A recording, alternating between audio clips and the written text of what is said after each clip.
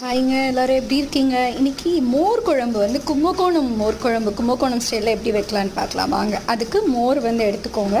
அது கொஞ்சம் நல்லா வந்து மிக்சியில் அடித்து வச்சுக்கோங்க. நல்லா அப்போ தான் சூப்பராக இருக்கும். மிக்சியில் அடித்து வச்சுட்டு அதுக்கப்புறம் அதில் உப்பு போட்டு கலந்துக்கோங்க. மோர் குழம்புக்கு தேவையானது என்னென்னு பார்த்தீங்கன்னா, பச்சை மிளகாய், இஞ்சி, அதுக்கப்புறம் வந்து துவரம்பருப்பு, அது மூணுத்தையும் நல்லா அரைச்சி தனியாக வச்சுக்கோங்க. ப்ளஸ் மோரில் வந்து நம்ம மஞ்சத்தூள் போட்டு கலந்துட்டு நம்ம அரைச்சி வச்சோம் இல்லையா, அதையும் சேர்த்து நல்லா கலந்துக்கோங்க.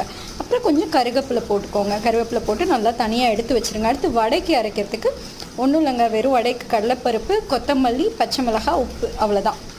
ஆல்ரெடி நீங்கள் வந்து அந்த கடலைப்பருப்பு ஊற வச்சு நல்லா இந்த நரன்னு அரைச்சிக்கோங்க. அரைச்சிட்டு ஆஸ் யூஷுவல் நம்ம மசால் வடை போடுற மாதிரி போட்டு நம்ம எடுத்துட்டு தனியாக அதை வடையை வச்சுக்கோங்க. இப்போ திரும்ப வந்து மோர் குழம்பு வந்து நீங்கள் வந்து கொதிக்க வைக்கணும்.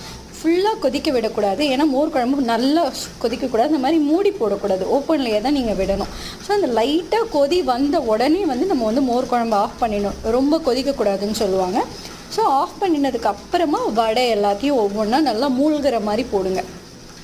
இதோட டேஸ்ட் அப்போ தான் வந்து அந்த வடையில் இறங்கி அவ்வளோ சூப்பராக இருக்குங்க. நீங்கள் செஞ்சு பாருங்கள். இது வந்து கும்பகோணம்லலாம் ரொம்ப ஃபேமஸ். இப்படி தான் நாங்கள்லாம் செய்வோம். எங்கள் வீட்டு சைட்லலாம் இப்படி தான் செய்வோம்.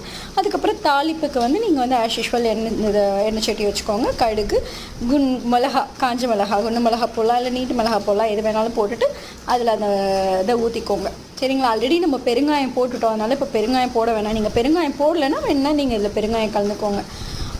அவ்வளோ சூப்பராக இருக்குங்க. இந்த மோர் குழம்புக்கும் அந்த வடைக்கும் தொட்டுக்கிறதுக்கு எதுவுமே இல்லைனா கூட சூப்பராக சாப்பிட்லாங்க.